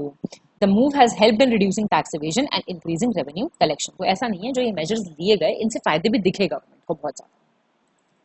Then tax incentives. Uttar Pradesh ने क्या किया? It has offered various tax incentives to promote investment and economic growth in the state. The state provides tax exemptions and subsidies to industries जो सेटअप करते हैं अपने ऑपरेशंस बैकवर्ड एरियाज में और invest in infrastructure development. तो ऐसे tax incentives भी जो है यूपी गवर्नमेंट देती है। कुछ स्टेट टैक्सेस को हटा दिया गया, स्टैंप ड्यूटीज में रिडक्शन किया गया। सारे स्टेप्स ले रही ना सरकार, जिससे कि जो टैक्स सिस्टम है वो बहुत ज्यादा आपके ट्रांसफॉर्म हो जाए। Simplifying compliance procedures. State government ने बहुत सारे कंप्लायंस प्रोसीजर्स को सिंप्लीफाई किया, जैसे कि रजिस्ट्रेशन करना, रिटर्न फाइल करना बिजनेसेस के लिए, जिससे कि बिजनेस ज्यादा से ज्यादा ऑपरेट हो, इकोनॉमिक ग्रोथ को ज्यादा से ज्यादा बूस्ट मिले, या सकते हैं। फिर इंसेंटिव्स दिए गए फॉर इन्वेस्टमेंट। स्टेट गवर्नमेंट ने बहुत सारे इंसेंटिव्स अनाउंस करे, जैसे कि टैक्स हॉलीडेज, एग्जेम्पशंस दिए। जो बिजनेस मान लीजिए आके इन्वेस्ट करेंगे हमारे स्टेट में और बिजनेस सेटअप करेंगे, तो हम उनको टैक्स इंसेंटिव देंगे, फायदा देंगे, हम आपको ऑफर्स हैं कि आइए यहाँ पे इन्वेस्ट कीजिए। Introduction of single window clearance system. यहाँ पे गवर्नमेंट ने जो इन्वेस्टर्स हैं, निवेशार्थी पढ़ा था आपने पिछले लेक्चर में, ऐसे वाली कुछ सिंगल विंडो क्लियरेंस सिस्टम भी स्टार्ट करे, जिससे कि क्या हो, ज्यादा फास्ट, ज्यादा इजी क्लियरेंस हो for setting up businesses in the state. ये जो टैक्स रिफॉर्म्स हैं, they were aimed at making Uttar Pradesh a more attractive destination for businesses and investors, जिससे कि इनोवेशन बढ़े, इन्वेस्टमेंट बढ़े, and improving the state's ranking in ease of doing business index. Impact इनका क्या रहा है, अभी असेसमेंट पूरी तरीके से नहीं हो पाया है। ये जो टैक्स रिफॉर्म्स हैं, they were aimed at making Uttar Pradesh a more attractive destination for businesses and investors and improving the state's rank in ease of doing business index. 2 बार आ गया, इसको हटा दो। तो प्रॉपर मॉनिटरिंग चाहिए, प्रॉपर असेसमेंट चाहिए, तभी ये चीजें जो हैं ज्यादा अच्छे से काम कर पाएंगी। आप ये भी लिख सकते हो, ठीक है। I guess I am clear with all this. ये सारी चीजें जो हैं ये आपने यहाँ पे देख ली, तो आप लिख सकते हो जो जो प्रॉब्लम थी और क्या क्या सरकार कर रही है, वो प्रॉब्लम्स मैंने आपको थोड़ी सी बता दी। अब आते हैं इकोनॉमिक रिफॉर्म्स।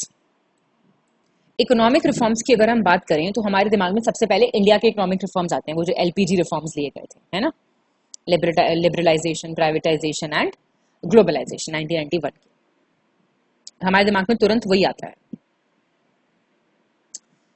अब लार्जेस्ट स्टेट है इंडिया का, तो उत्तर प्रदेश ने भी काफी सारे रिफॉर्म्स जो हैं रिसेंट ईयर्स में इंप्लीमेंट किए हैं, जिनका क्या एम होगा, बताइए किसी भी रिफॉर्म का क्या एम होगा। The aim is to improve states economy and create a more business friendly environment. ये आप लिख सकते हो। इकोनॉमिक रिफॉर्म का मतलब होता है a series of policy changes and measures aimed at improving the performance of a countries economy. In reforms में क्या होता है, दे एड्रेस द इकोनॉमिक चैलेंजेस, जैसे इन्फ्लेशन हो गया, अनएम्प्लॉयमेंट हो गया, लैक ऑफ ग्रोथ है, या फिर ब्रॉडर पार्ट क्या होता है, to modernise and streamline the economy. ये होता है आपका इकोनॉमिक रिफॉर्म्स का बेसिक ऑब्जेक्टिव, ठीक है। इन रिफॉर्म्स को अप्लाई करके आप इवॉल्व करते हो एज अ मार्केट इकोनॉमी। और जब सबसे पहले हिंदुस्तान में 1991 में रिफॉर्म्स हम लेके आए, इंडिया की बात कर रही हूँ मैं, तब ये रिफॉर्म्स किस लिए आए थे, जो हम सोवियत मॉडल इकोनॉमी का फॉलो कर रहे थे, या कहीं ना कहीं उसकी तरफ हमारा झुकाव था, उससे हम एक मार्केट इकोनॉमी की तरफ बढ़े। तो ओवरऑल जो ब्रॉड एंड ब्रॉड एजेंडा है, वो हमारा एक मार्केट इकोनॉमी बनाने का एजेंडा है। तो आप लिख सकते हो इस चीज को, है ना। ये जो इंडिया में रिफॉर्म्स आए थे वो इसी के लिए आए थे, ठीक है। कुछ एग्जाम्पल्स क्या हैं इकोनॉमिक रिफॉर्म्स के, ये देख लो।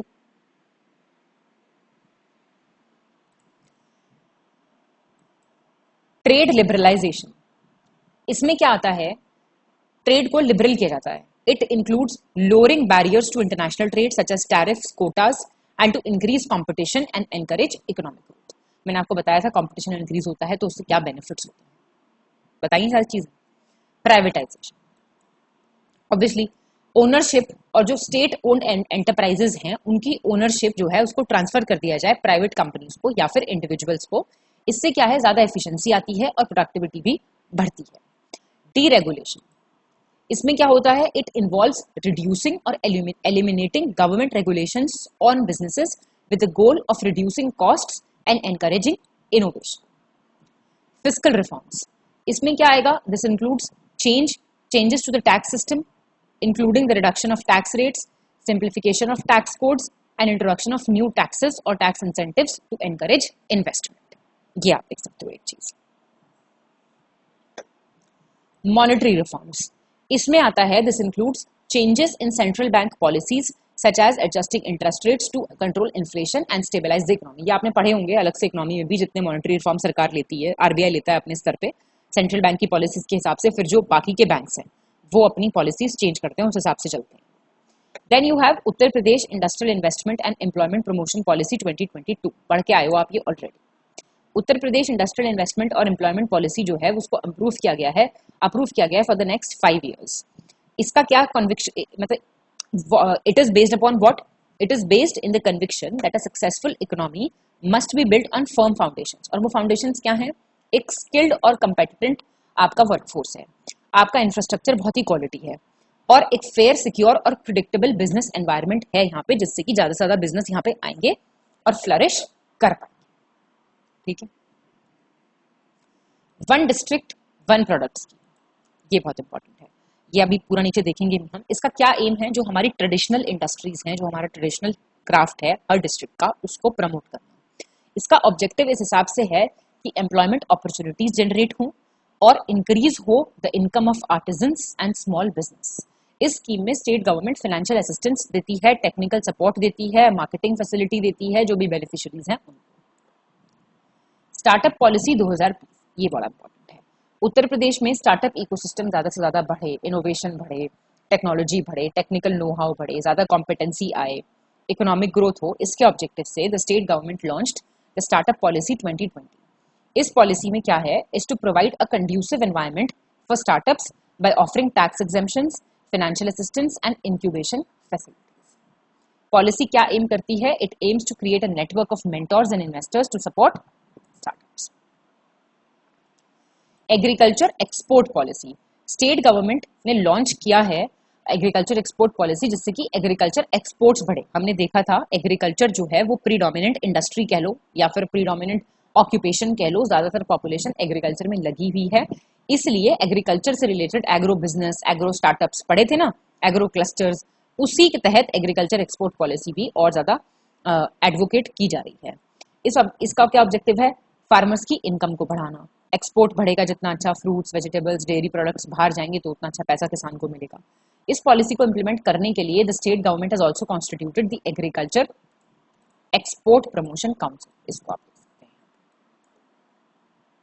ठीक है, फिर पावर सेक्टर, मैंने आपको बताया था अनइंटरप्टेड पावर सप्लाई चाहिए होता है अगर हम किसी भी सेक्टर को बूस्टअप करना चाहते हैं। तो स्टेट गवर्नमेंट ने बहुत सारे रिफॉर्म्स किए हैं पावर सेक्टर में, जैसे स्टेट इलेक्ट्रिसिटी बोर्ड को अलग कर दिया है अब, और introduction of competition in the power sector, reduction in power tariffs, और एक सेपरेट रेगुलेटरी बॉडी सेटअप की है पावर सेक्टर के लिए, जिससे ट्रांसपेरेंसी रहे और अकाउंटेबिलिटी रहे।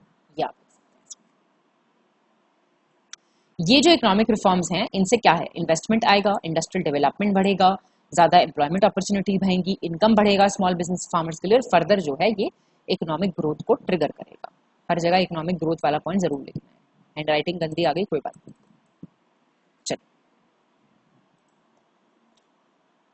अब टैक्स और economic reforms are some of the key challenges in Uttar प्रदेश।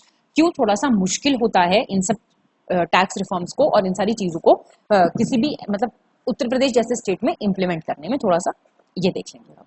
एक तो इनफॉर्मल है इकोनॉमी, ये सबसे इंपॉर्टेंट है। लार्ज इनफॉर्मल इकोनॉमी है जो सब्सटेंशियली इन्वॉल्व नहीं है टैक्स कलेक्शन में। इसकी वजह से क्या होता है, स्टेट का एक्चुअल एक्सक्यूज मी जीडीपी क्या आ रहा है, टैक्स रेवेन्यू क्या है, उसको एस्टिमेट करना थोड़ा सा मुश्किल काम हो जाता है। तो आप थोड़ा सा ये देख सकते हैं। लो टैक्स बेस, स्टेट का टैक्स बेस जो है वो रिलेटिवली लो है। क्यों? क्योंकि ज्यादातर जो स्मॉल बिजनेस हैं, फार्मर्स हैं, उनको तो टैक्स वाले स्लैब में वो आते नहीं है। In addition many businesses are not registered या फिर वो अंडर रिपोर्ट करते हैं अपनी इनकम, जिसकी वजह से भी टैक्स कलेक्शन कम होता है। इनएफिशिएंट टैक्स एडमिनिस्ट्रेशन, ये मैंने अभी ऊपर भी बताया था आपको। टैक्स एडमिनिस्ट्रेशन जो है उसमें करप्शन ज्यादा है, ब्यूरोक्रेटिक हर्डल्स ज्यादा हैं, ट्रस्ट नहीं है टैक्स पेयर्स में, जिसकी वजह से कंप्लायंस कम हो जाता है।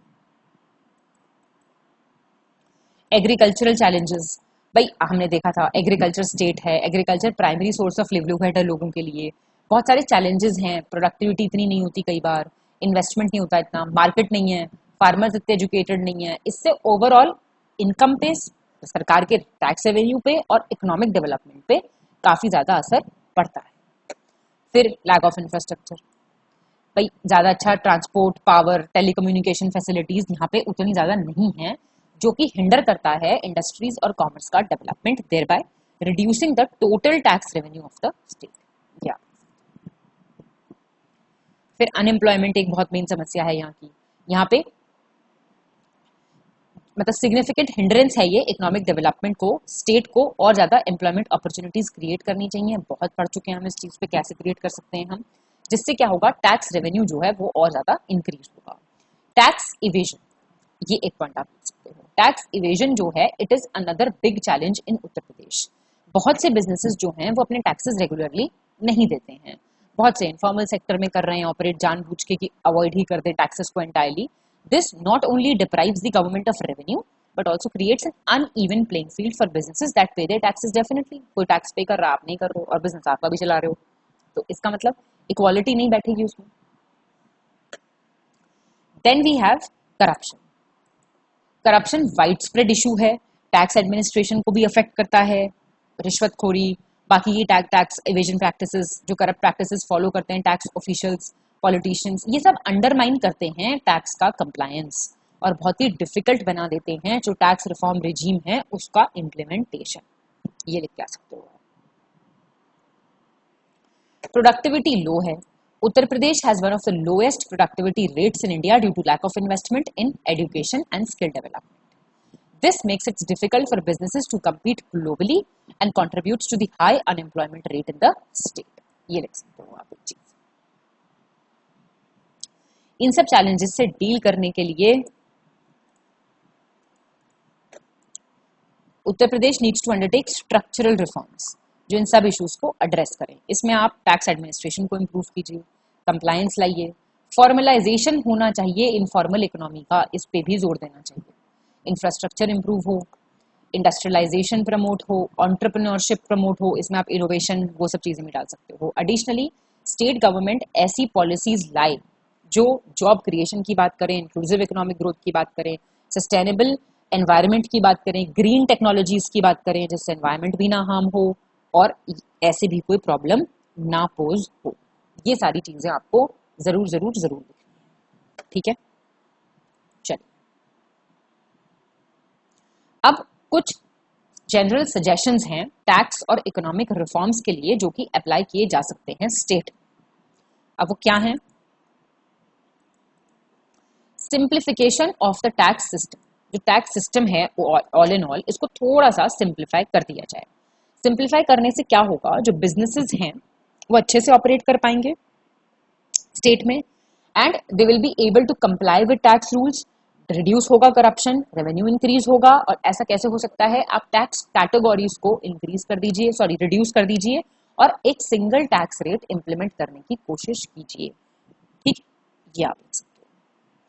देन इंक्रीजिंग ट्रांसपेरेंसी, गवर्नमेंट जो है ज्यादा से ज्यादा ट्रांसपेरेंसी लाए, ज्यादा से ज्यादा अकाउंटेबल बने in the tax system by providing clear guidelines on tax regulations, making tax records publicly available होने चाहिए सारे टैक्स रिकॉर्ड्स, और एक फोरम बनाया जाए टैक्स पेयर्स के लिए जहाँ पे भाई वो लोग अपनी कंप्लेंट्स वगैरह, कुछ उनको ग्रीवियंसेस हैं या फिर उनको कोई क्लैरिफिकेशन चाहिए, वो उसको वहाँ पे रेज कर सके।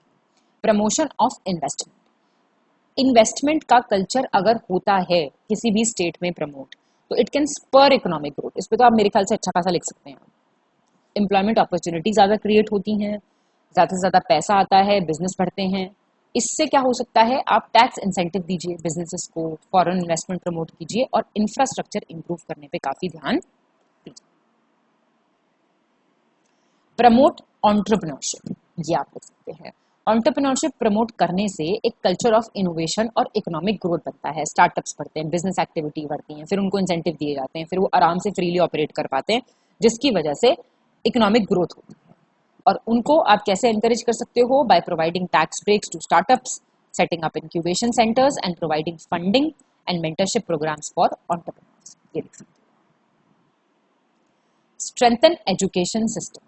एक स्ट्रॉन्ग एजुकेशन सिस्टम जो है वो एक स्किल्ड वर्कफोर्स क्रिएट कर सकता है। हमने आपको बताया था स्किल्ड वर्कफोर्स का क्या इंपॉर्टेंस है किसी भी इकोनॉमिक सेटअप में। ये ड्राइव करता है, मेजर फैक्टर है, मेजर ड्राइवर है इकोनॉमिक ग्रोथ का। एजुकेशन से ही सब कुछ होगा। मैंने आपको बताया एजुकेशन एक अकेली ऐसी चीज है जिसपे आप एक अच्छा फाउंडेशन बिल्ड कर सकते हो। गवर्नमेंट इनहैंस करे एजुकेशन, इन्वेस्ट करे वोकेशनल ट्रेनिंग में, एजुकेशन की क्वालिटी इंप्रूव करे, रिसर्च एंड डेवलपमेंट पे ध्यान दे। इसमें आप बहुत सारे पॉइंट्स लिख सकते हो। आजकल जो नई नई टेक्नोलॉजी उन सबके नाम लिख दो, ठीक है।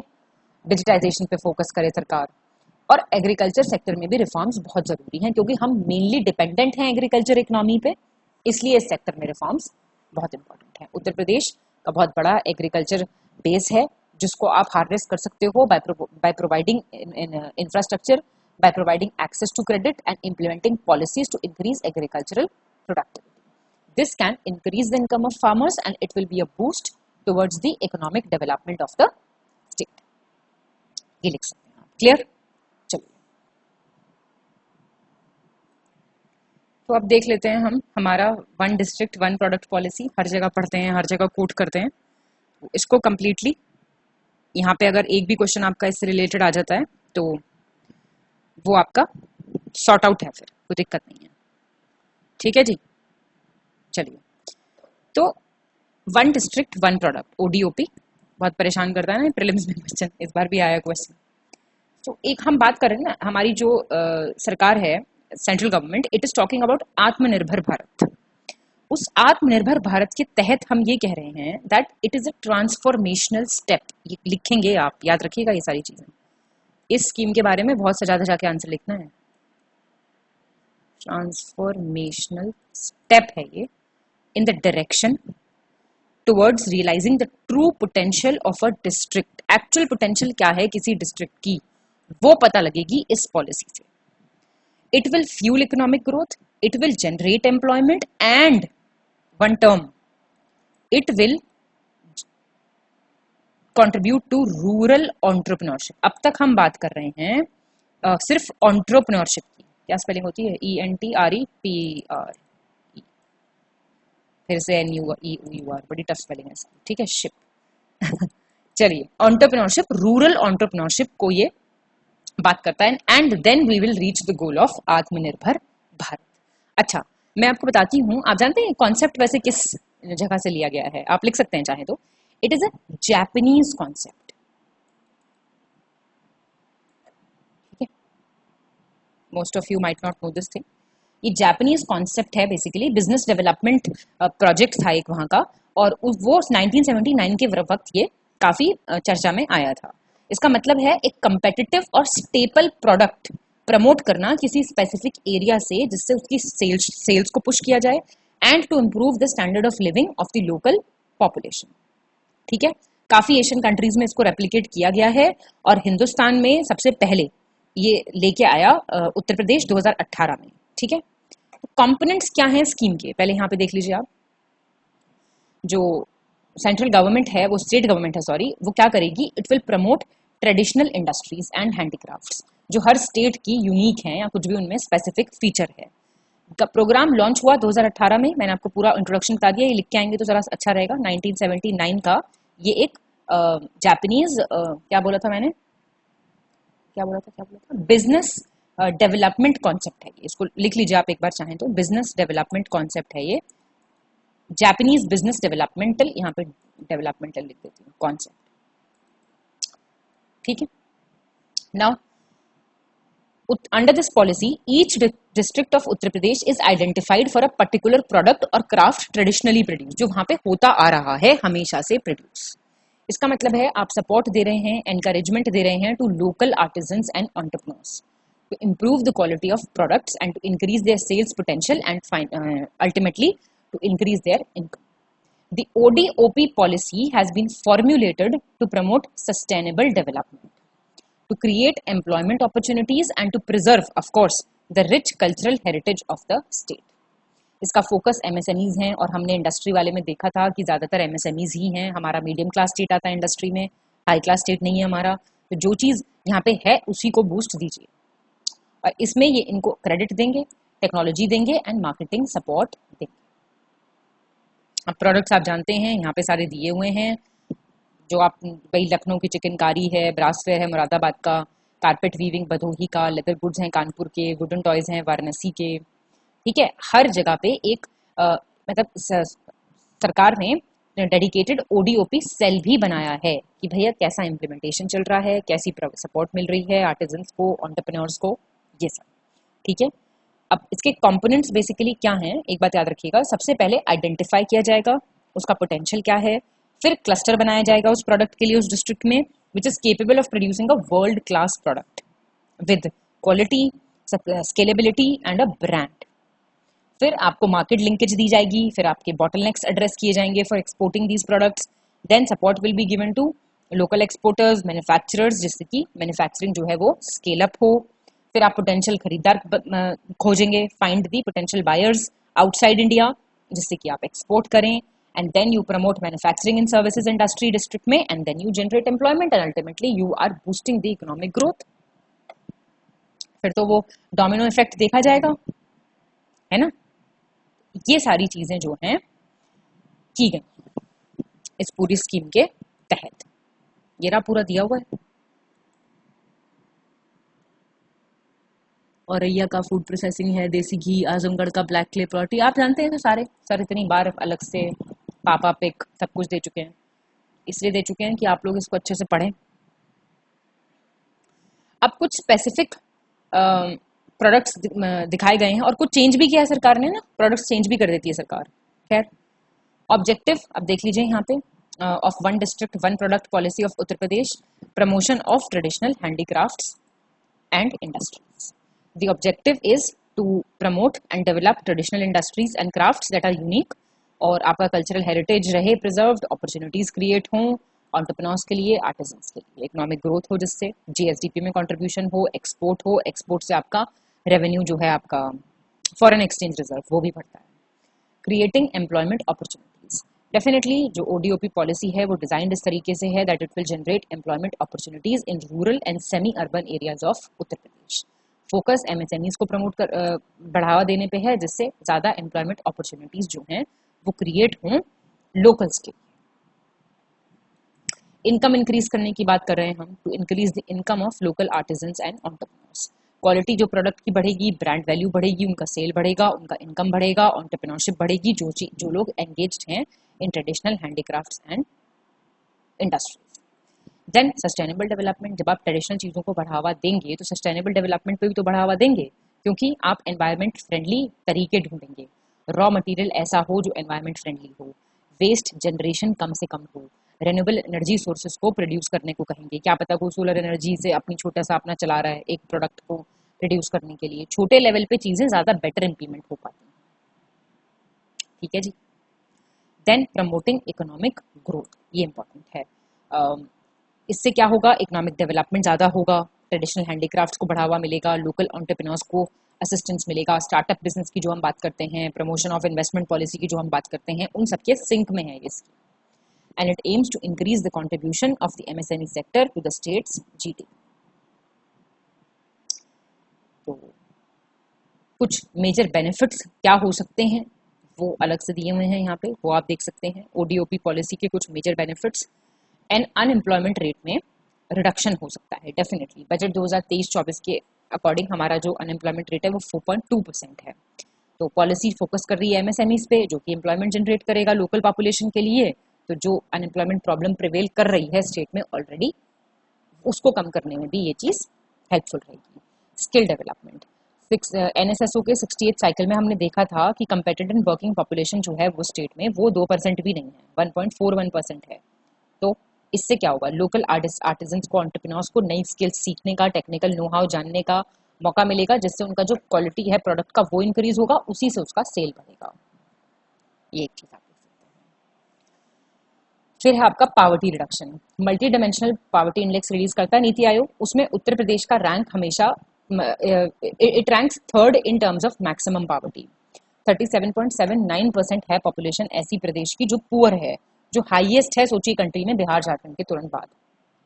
तो अगर आप ट्रेडिशनल क्राफ्ट्स को, हैंडीक्राफ्ट्स को बढ़ावा देंगे तो इनकम बढ़ेगी लोकल आर्टिजन्स एंटरप्रेन्योर्स की, इससे अच्छा खासा डेवलपमेंट होगा और आपका पावर्टी का जो लेवल है वो भी स्टेट में कम होगा।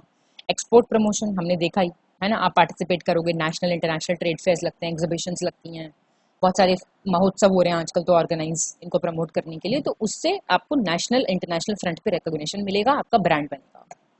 सस्टेनेबल डेवलपमेंट, डेफिनेटली हम देख चुके हैं कि ये इको फ्रेंडली प्रोडक्ट्स बनाएंगे, रॉ मटेरियल यूज करेंगे जिससे वेस्ट जनरेशन ज़्यादा ना हो और रेन्यूएबल सोर्सेज का जो है यूज ज़्यादा से ज़्यादा हो पाए।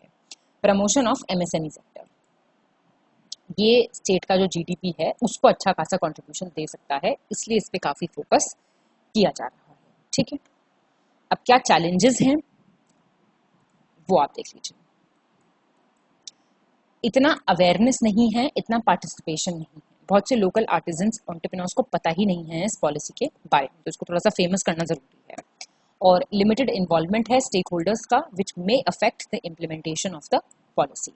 इंफ्रास्ट्रक्चर इतना अच्छा नहीं है, बेसिक एम्यूनिटीज़ नहीं है, रोड्स कनेक्टिविटी देते हैं, इलेक्ट्रिसिटी, वाटर सप्लाई और ट्रांसपोर्ट अच्छा नहीं है, जो कि जो आपका ट्रेडिशनल इंडस्ट्रीज और क्राफ्ट्स हैं उसमें हिंड्रेंस देता है। और इससे क्या होता है, एमएसएमईज को क्रेडिट और टेक्नोलॉजिकल सपोर्ट जो चाहिए वो मिलने में भी डिफिकल्टी आती है। क्वालिटी कंट्रोल, भाई क्वालिटी कंट्रोल इंश्योर करना, जो लोकल आर्टिजन्स मान लीजिए प्रोड्यूस कर रहे हैं तो वो भी चैलेंज हो सकता है ना, इतना आप क्वालिटी कंट्रोल नहीं कर सकते हैं लोकली प्रोड्यूस चीज़ों की, तो इससे क्या है उसकी मार्केटेबिलिटी पे फर्क पड़ता है और उसकी ग्रोथ पोटेंशियल हिंडर की जाती है, हो जाती है। Limited access to credit and finance, जो लोकल आर्टिजन्स या एंटरप्रेन्योर्स हैं उनके पास इतना एक्सेस नहीं है टू क्रेडिट एंड फाइनेंस, जिसकी वजह से उनका ग्रोथ और डेवलपमेंट कम हो जाता है। It may also affect their ability to participate in national and international trade fairs and exhibitions.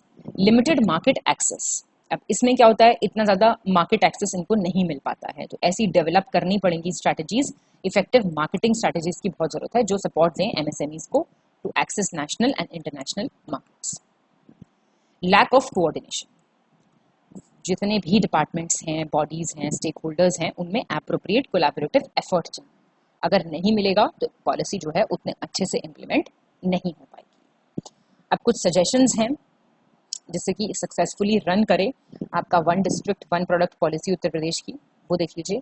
Awareness and capacity building, capacity building जरूरी है बहुत ज़्यादा, भाई जब आपको पता नहीं कोई चीज़ के बारे में तो आप उसको बिलीव कैसे करेंगे और उसको इम्प्लीमेंट कैसे करेंगे, तो आप ज़्यादा से ज़्यादा लोकल आर्टिजन्स को, एंटरप्रेन्योर्स को, इन सबको लेके आइए, ट्रेनिंग प्रोग्राम्स ऑर्गेनाइज कीजिए, सेमिनार्स, वर्कशॉप्स, कैपेसिटी बिल्डिंग हो लोकल स्टेक होल्डर्स की, इस चीज़ पे ध्यान देना बहुत ज़रूरी है। इंफ्रास्ट्रक्चर डेवलप कीजिए, डेफिनेटली इन्वेस्ट कीजिए उसमें, जिससे बेटर एक्सेस मिले उनको क्रेडिट में, टेक्नोलॉजिकल असिस्टेंस मिले। क्वालिटी कंट्रोल थोड़ा देखिए, है ना, जो क्वालिटी कंट्रोल मैकेनिज्म्स है उनको ऐसा सेटअप करो कि जो लोकली प्रोड्यूस्ड चीज़ें हैं वो रिक्वायर्ड स्टैंडर्ड्स को मीट करें, तो इससे मार्केटेबिलिटी जो है प्रोडक्ट्स की वो बढ़ती है। Ensuring access to credit and finance, definitely भाई उनके ग्रोथ और डेवलपमेंट के लिए आपको गारंटी देना पड़ेगा, एक क्रेडिट गारंटी फंड बना दो जिससे फाइनेंशियल असिस्टेंस मिले। मार्केट डेवलपमेंट अच्छा खासा होना चाहिए, इफेक्टिव मार्केटिंग स्ट्रेटजीज डिवॉल्व करो, नेशनल इंटरनेशनल मार्केट्स में चीज़ प्रमोट हो, ये बहुत ज़रूरी है। Coordination and ensuring implementation, government dedicated nodal agency setup करे, जो इसको मतलब अभी तो उसको सेल्स बना रखे हैं लेकिन आप प्रॉपर नोडल एजेंसी बनाएं जिससे पता लगे किस हिसाब से काम कर रही है स्कीम, किस हिसाब से नहीं, और सबके साथ मिलके कोऑर्डिनेशन करके इस काम को किया जाए। इंसेंटिव्स और रिवॉर्ड्स दिए जाएं, ये बहुत इंपॉर्टेंट है। गवर्नमेंट प्रोवाइड कर सकती है इंसेंटिव्स या रिवॉर्ड्स लोकल आर्टिजन्स को और एंटरप्रेन्योर्स को, जिससे उनका ग्रोथ और डेवलपमेंट जो है प्रमोट हो, इनोवेशन आए, क्रिएटिविटी आए। तो सक्सेसफुल इम्प्लीमेंटेशन के लिए मैंने आपको क्या बताया, कोलैबोरेटिव एफर्ट का रिक्वायरमेंट है। इन सब चैलेंजेस को एड्रेस करके और इन सब चीज़ों को इशू करके the ODOP policy can promote inclusive and sustainable economic growth in the state. ठीक है जी, तो ये होता है हमारा ये वाला टॉपिक खत्म। किसी भी पेड ग्रुप के लिए आप इन नंबर्स पे कॉल या व्हाट्सएप कर सकते हैं, ये ज्ञानसर का व्हाट्सएप नंबर है। तो फिलहाल के लिए इतना ही था। आई hope you all enjoyed the lecture, all the best. और और अच्छे से प्लीज़ अब पढ़ाई कीजिए, आंसर राइटिंग पे बहुत अच्छा फोकस कीजिए। आप पेड ग्रुप ज्वाइन कर सकते हैं डेफिनेटली, हमारा जो टेस्ट सीरीज़ वाला है। और बाकी तो हंसते रहिए, मुस्कुराते रहिए बढ़िया से और पढ़ते रहिए। Thank you so much, have a nice day.